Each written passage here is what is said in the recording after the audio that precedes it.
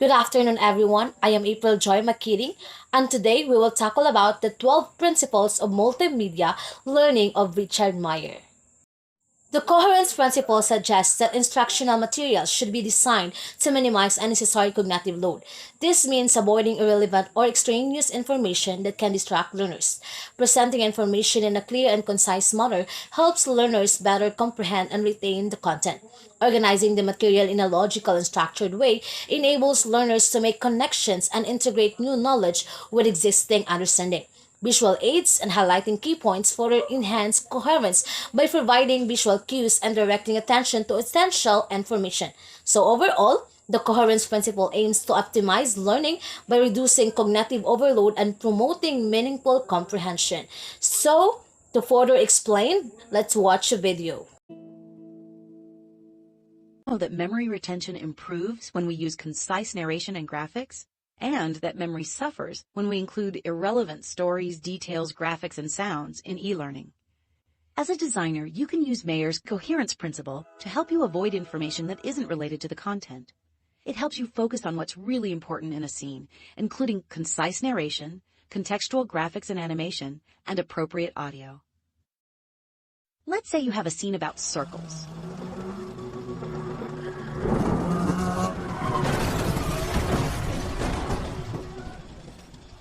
Did you find that scene distracting? As a learner, your brain tried to make sense of what was happening. It desperately tried to put the pieces together, but it had to work harder because the scene was full of conflicting information to show how distracting any unnecessary content can be. During this scene, your brain moved into overload, and all of the unnecessary elements blocked your ability to learn the essential content. Let's say you remove the text, extra graphics, and distracting audio. What do you notice? This is a circle. The circle is perfect in shape. Circles are found in mathematics, art, and architecture. The words enter through your ears. The graphics enter through your eyes. Your brain engages the auditory and visual information together, and you learn that these are circles. The coherence principle helps developers avoid overwhelming the learner with clutter like unrelated words, graphics, and sounds. It teaches us to avoid any on-screen action that isn't related to the content. It emphasizes using concise, well-thought-out content that brings the lesson to life, and it's always centered on the instructional goal. You're now on your way to improving your designs and creating deeper e-learning. Second is signaling principle. It suggests that learners benefit from the use of cues or signal that highlight important information in instructional materials. These cues can include visual cues such as headings, bullet points, or bold text, as well as auditory cues like tone or emphasis in spoken instructions. By providing clear signals, learners are better able to focus on and process the key information, enhancing their comprehension and retention. So, let's watch another video.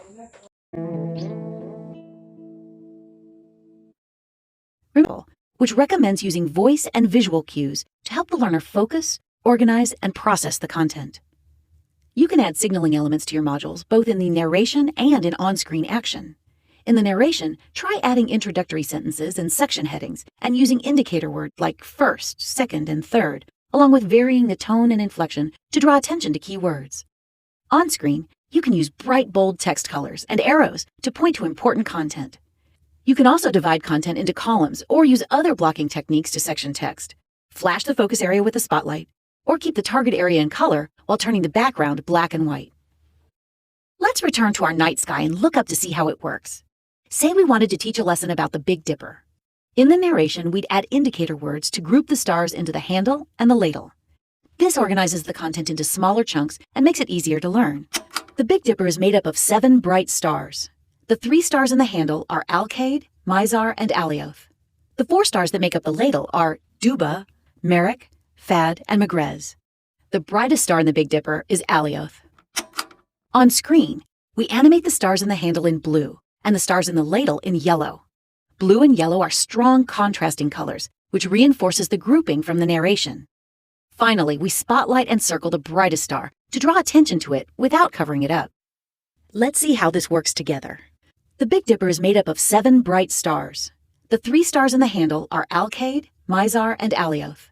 The 4 stars that make up the ladle are Duba, Merik, Fad, and Megrez. The brightest star in the Big Dipper is Alioth. Using the signaling principle for this content makes it easier for the learner to follow along, organize the information, and remember what's being taught. The signaling principle helps the learner focus on what's really important. This means they're also more likely to process new information faster and have better long-term knowledge retention. Instead of being distracted by a sky full of stars or a page full of content, your learners can focus on the beauty of just one.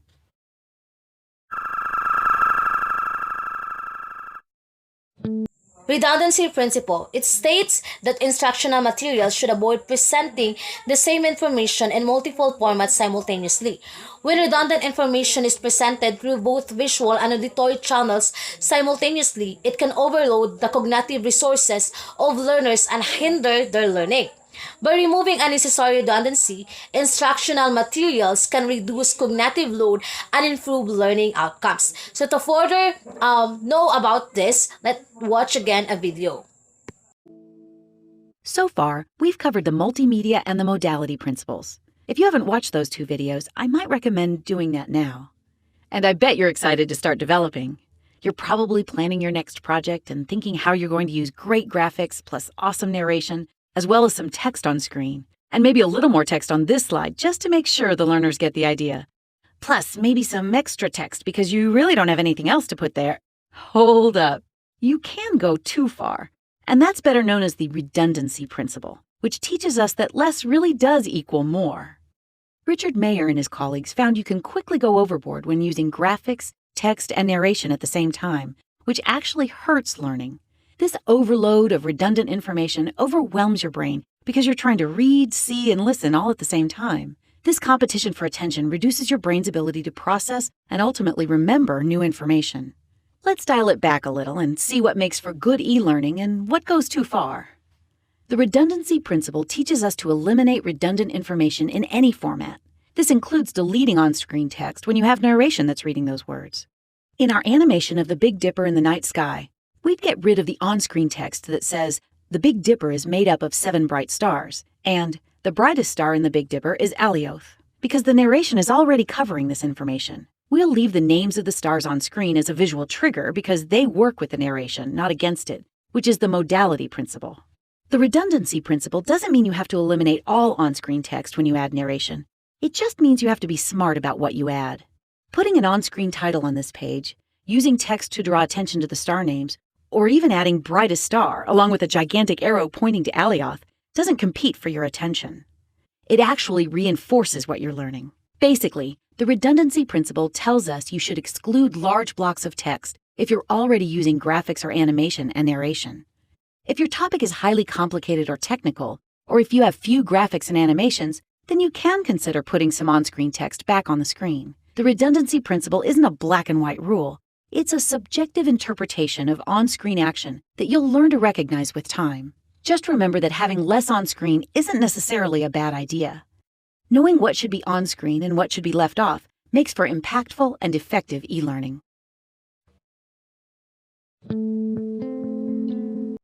Spatial contiguity principle. It suggests that instructional materials should represent relevant visual and verbal information in close proximity to each other. Placing related information close together on the screen or page enhances learning by reducing cognitive load and facilitating the integration of information. By aligning visuals and corresponding explanations or text, learners can more effectively process and understand content. So again, let's watch another video. The spatial contiguity principle says that wherever possible, any words that relate to the graphics on the slide should be as close as possible to the graphic. So this does two things. First of all, it indicates the relationship, somewhat similar to the signaling principle, the relationship between the word and the graphic. And secondly, it reduces the demand placed on the visual channel, whereby the eye is being asked to switch between the word and the graphic. This, of course, reduces the load on working memory. In the example on the left, the words are placed at too great a distance from the diagram. The giveaway is the length of the arrows and their clumsy and haphazard nature. If it's messy, it's confusing. This example is preferable.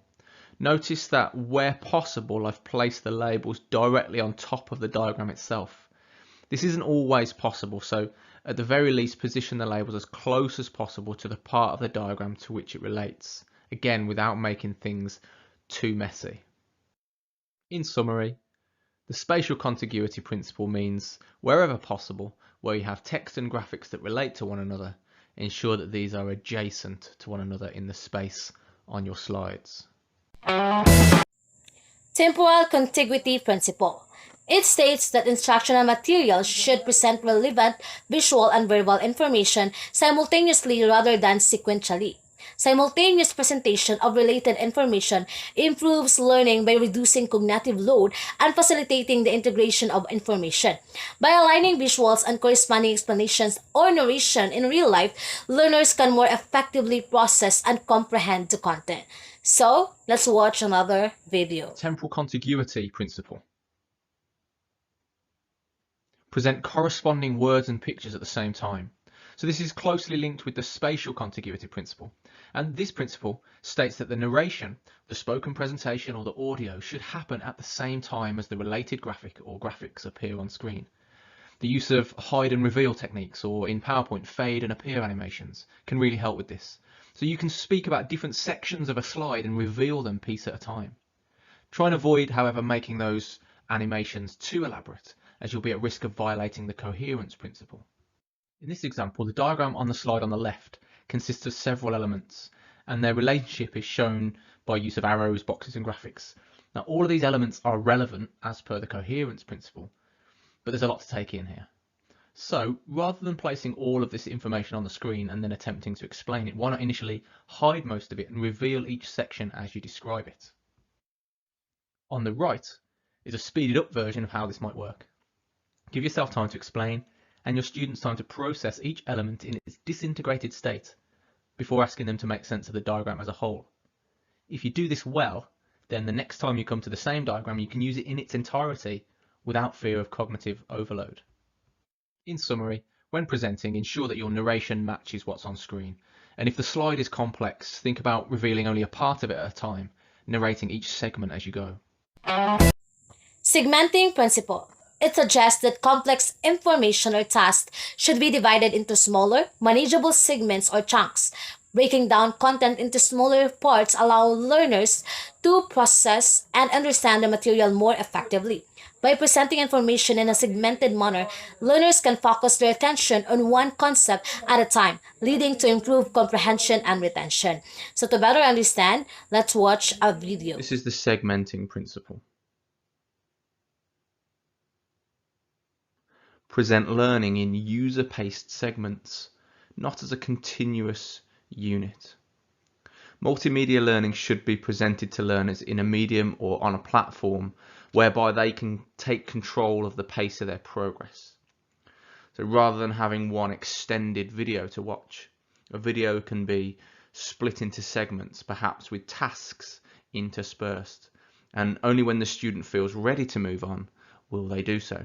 The example on the left represents a lengthy video in which a large volume of material is taught, but which gives the student or the viewer limited opportunities to digest that material as it's being presented. The example on the right represents any format really, which gives students control over the pace of the presentation of the material to be learned. There are some good learning platforms online that allow this kind of segmenting of course content. You've got FutureLearn, Seneca, Khan Academy, the Everlearner. Other platforms are available. YouTube is also a really good means by which this can be achieved, as the videos can be placed in a playlist and students can be invited to pause, to rewind, or click on the next video in the playlist. For example, I've chosen to present this short video series as 12 separate videos rather than one long video. And so if you're watching on YouTube, you'll be invited at the end of each of these videos to click to watch the next one.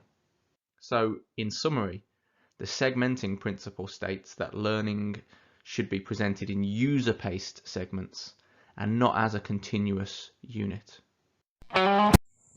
Pre-training principle. It proposes that providing learners with introductory information or familiarization of key concepts before the main learning task can enhance their understanding and performance. Pre-training helps activate prior knowledge and build connections with the new material, reducing cognitive load and increasing engagement. By familiarizing learners with relevant information beforehand, they are better prepared to grasp and integrate new concepts during the main learning activity. So let's watch again a video. The pre-training principle. The pre-training principle says that learning is more effective when learners get a high-level overview before taking a deeper dive into the content. Or to put it another way, overview first, details after. By introducing the learners to an overview of the key concepts beforehand, we free up their cognitive processing to focus on the complicated stuff.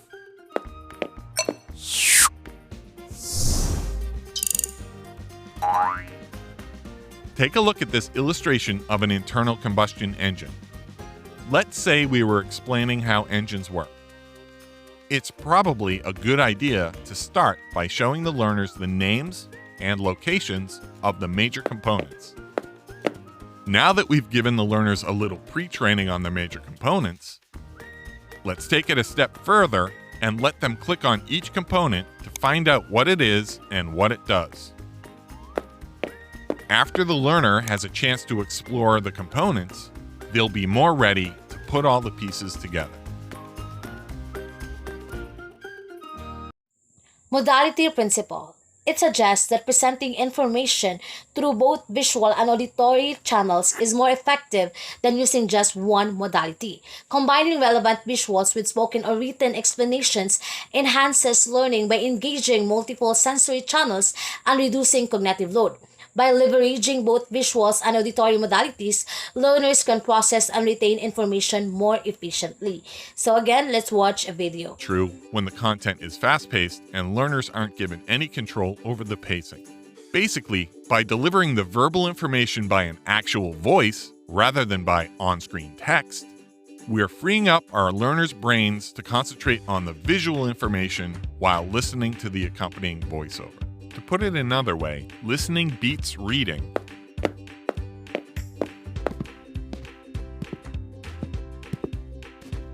Imagine you were in the control room of a nuclear reactor and needed to prevent a meltdown. Luckily, you were able to find some YouTube videos showing you how before it melts down.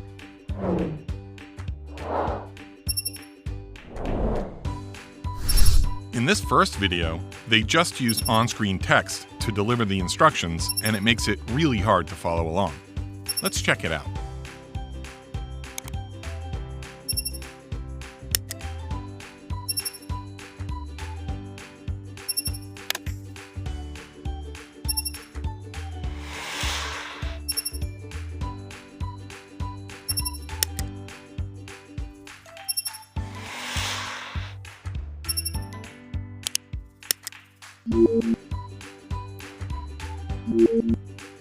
Good luck with that. Luckily, there was a second video available. In this one, they used voice instead of text. Let's watch. Press the Raise Control Rods button. Flip the generator flywheel switch to standby. Turn the heat exchanger switch to 75%. Flip the coolant injector switch to high. Turn the coolant level dial to 8.5. Press the flood reactor core button. Disaster averted. See how much easier it was to follow along with audio instead of text? Multimedia principle. It states that learners benefit from the use of multimedia elements such as text, images, audio, and video in instructional materials, including multimedia elements that are relevant and complementary to the content can enhance learning by engaging multiple sensory channels. Well-designed multimedia presentations can improve understanding, retention, and overall learning outcomes. So here comes another video. We've all sat through boring PowerPoint presentations where the speaker reads slide after slide of on-screen text. Bad e-learning works much the same way. Learners are forced to sit through minute after minute of on-screen bulleted lists, text blocks, and paragraph-sized chunks of text. They may or may not have the pleasure of listening to someone read each of those paragraphs aloud. So it should come as no surprise that there's a better way. Mayer's multimedia principle tells us to use words and pictures instead of just words alone. This is a foundational principle for all good e-learning design. Let's look at it in action. Say you have a client who needs to teach his employees how to follow the steps in a process. He's using a common stacking toy to demonstrate how important it is to do each step in the correct order. He sent you this content slide for development. Now, you could develop this very simply by having the narrator read each step and use an on-screen fade to display each step as it's read. Assembly instructions. Unpack the stacking cups. Place the blue cup on the bottom. Place the green cup on top of the blue cup. But that's not very effective learning. If you watched this slide and then had to complete a quiz about the process, would you remember where the green cup goes? And what the final cup color was? Probably not. If the point was to teach a process, you'd more than likely fail. Not because the content isn't accurate, but because it wasn't presented in a way that encouraged learning. The multimedia principle teaches us to use pictures to support learning. So let's take another look at our assembly instructions after we've applied the multimedia principle. Assembly instructions. Unpack the stacking cups. Place the blue cup on the bottom. Place the green cup on top of the blue cup. Place the red cup on top of the green cup. Finish by placing the yellow cup on the top. Using a simple picture, adding arrows to show the placement order, and putting the text in a color that matches the color of the cup, all work together to improve learning. It's a simple way to combine words and pictures that effectively teaches this process. Now I bet you'd have a much easier time remembering which cup went where and what the final cup color was. The picture reinforces the content and improves knowledge transfer. All e-learning developers can use the multimedia principle every time to develop impactful content. It can help make your e-learning modules more engaging, improve knowledge retention, and avoid the dreaded on-screen text death. The personalization principle. It suggests that instructional materials should be designed to incorporate personal relevance and learner engagement. Tailoring the content to the individual's interests, experiences, or context can enhance motivation and learning outcomes by presenting information in a personalized and meaningful way. Learners are more likely to connect with the material and retain the knowledge. So, let's watch again a video for this. The personalization principle is based on research that shows that learning is more effective when we use an informal, conversational style instead of a formal style. So, keep it friendly. The theory is that learners are more engaged if we can, as Mayer puts it, prime a sense of social presence.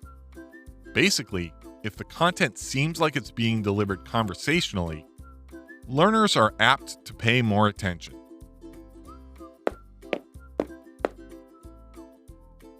Don't speak at your learners, speak to your learners by using words like you, we, us, and I, and always be polite, please. Take a look at this before and after example. With some basic rewording, we took something impersonal and personalized it. See how much more engaging that made the after version?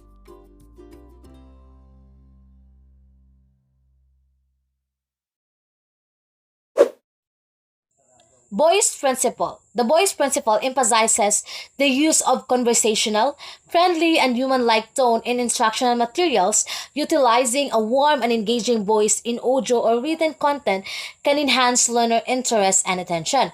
By employing a personable voice, instructional materials become more relatable and can foster a positive learning experience. So, to further know about this, let us watch a video. The voice principle is based on research that found people learn more effectively when a human voice is used instead of a computer-generated voice. Using a human voice primes a sense of social presence, as Mayer puts it. It turns out our brains are hardwired to focus on human conversation. Computer voices are getting a lot better. I'm sorry. I didn't understand that. But for now, use real people for voices. The image principle. It suggests that the use of relevant and meaningful visuals in instructional materials can enhance learning outcomes.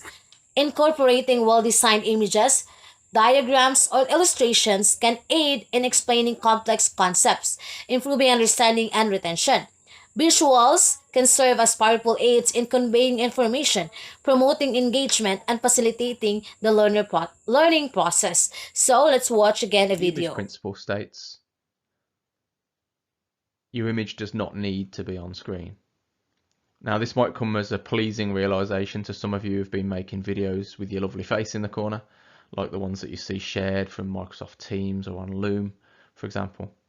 And sharing your image is great if you're chatting with family and friends, but for learning, it appears, in most instances at least, to have a negative impact on transfer. In the example on the left, though it seems counterintuitive, the image of the speaker is strictly superfluous to the presentation. You are, of course, asking the visual channel to process both the image of the speaker and the presentation. And the presentation, remember, should contain images. So switching between the two potentially causes cognitive load to creep up.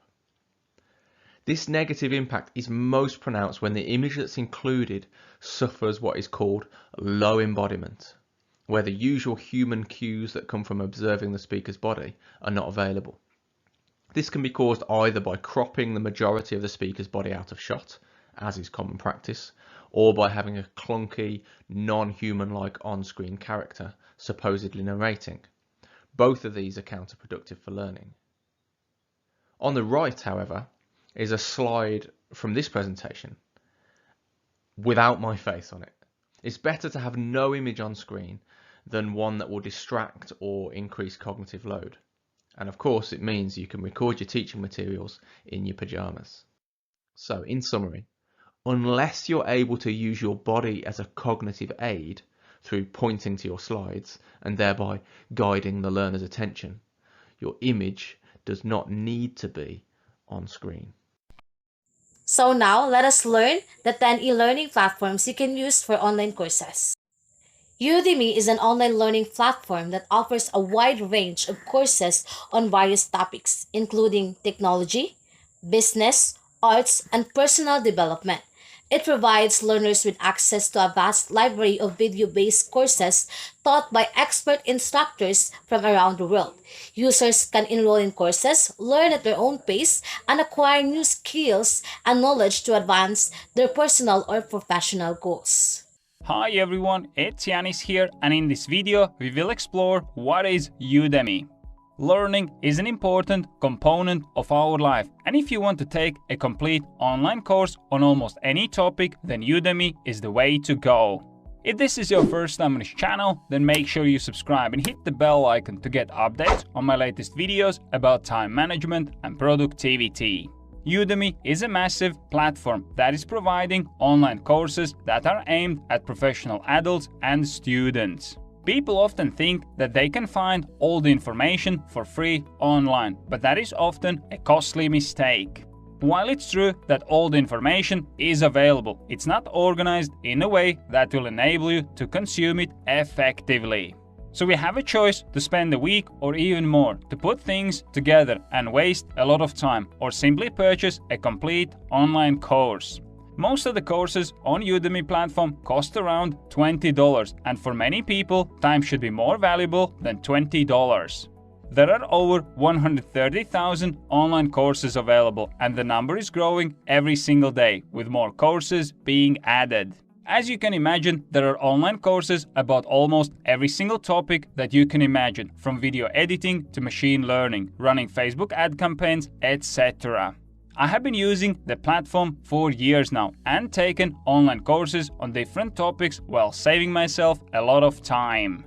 So if you want to educate yourself on a particular topic, then taking an online course on Udemy is a great way to do that. I like the fact that I can learn on the go by downloading courses on my mobile phone and learning while traveling. I hope that you enjoyed this video and I was able to give you a quick summary of what Udemy is and why you should take advantage of it. If you enjoyed this video, I would really appreciate if you could press the like button, as this will help the video reach more people and spread the message. Teachable. Teachable is an online platform that enables individuals and businesses to create and sell their own online courses. It provides a user-friendly interface with customizable course pages, built-in marketing tools, and integrated payment processing. With Teachable, educators can share their expertise, monetize their knowledge, and reach a global audience with their unique courses. Creating and launching courses is already enough work without having to deal with the complexities of web hosting, WordPress plugins, accepting payments, video hosting, sales pages. It's all overwhelming, but it doesn't have to be. Meet Teachable, the easiest way to create and sell online courses. No design or coding experience? No problem. We handle all of the technical bits, so in a few minutes you can have your free or paid course live and ready for prospective students to join. Just import your text, images, audio, and video, then customize the course with your branding, colors, and styles, then you can launch immediately. Your students can start learning right away, keep track of their progress, track quizzes, interact in online discussions. Meanwhile, you get all the data you need. Stats like how many people are signing up, their course progress, and how much you've earned along the way. You can even drip out your course lessons all over time. And what's great is you can make as many courses as you'd like. And they become an entire school you can host on your own domain. And guess what? The fact that you use Teachable can be our little secret, because your website and school can have your branding on it, not ours. We are in a marketplace that can change your price without your permission. So price your courses however you'd like. Charge a flat fee, multiple levels, or even offer a payment plan. Use coupons for discounts. And add affiliates to help promote your school.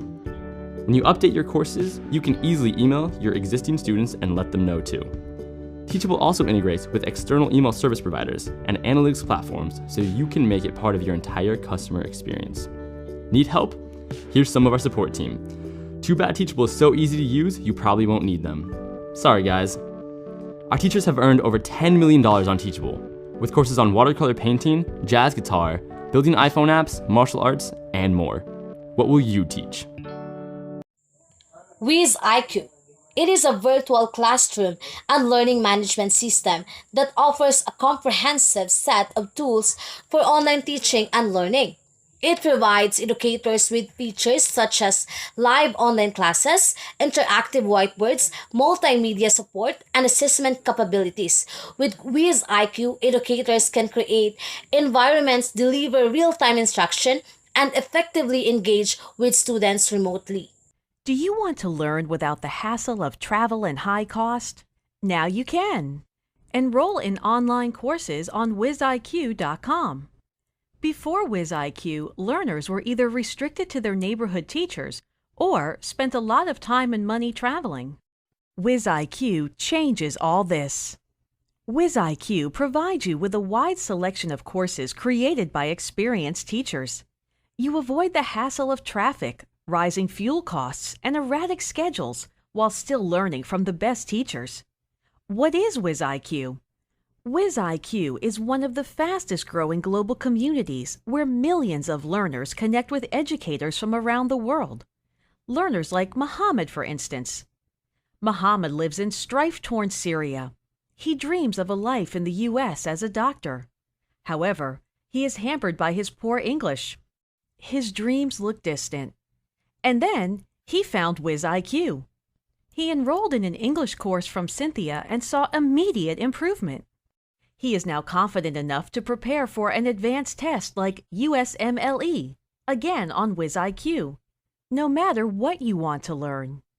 Mobile app development, IAS, languages, SAT, GMAT, GRE, banking exams, high school science, cooking, music, you name it. You too can learn online and be successful. Find and enroll in a WizIQ online course now. Ruzuko. It is an online platform designed for creating and hosting online courses. It offers features such as course creation tools, customizable course websites, student management, and integrated payment processing. Ruzuku enables instructors to deliver their courses effectively and provides a user-friendly interface for both course creators and learners. Educadium. Educadium is an online learning management system or LMS that provides a platform for creating and delivering online courses. It offers a range of features including content creation tools, course management, assessment capabilities, and customizable branding options. Educadium enables educators and organizations to design and deliver engaging e-learning experiences for learners, whether for academic institutions, professional development, or corporate training purposes. You're probably a teacher, a trainer, a consultant. You've wanted to offer e-learning, but don't need some standalone learning widget or expensive enterprise platform. You need a convenient, yet complete solution that you control. Now you have one. Educadium's virtual school builder, Easy Campus. In just a few minutes, you can have your own school. We call it a campus. You control how it works and who sees it. Choose your own web address, colors, layout, logo, even the language. Customize your campus with text, audio, video, RSS feeds, and more. Inside this powerful platform, you can create different kinds of courses, instructor-led, self-paced, or live webinars. And there's a course wizard to help you get started. Learners can self-register for your campus, enroll in a course, and complete assignments at any time of the day. Upload training manuals, ebooks, documents, slide presentations, or SCORM-compliant learning objects. Auto-generate course completion certificates based on your own criteria and assessments.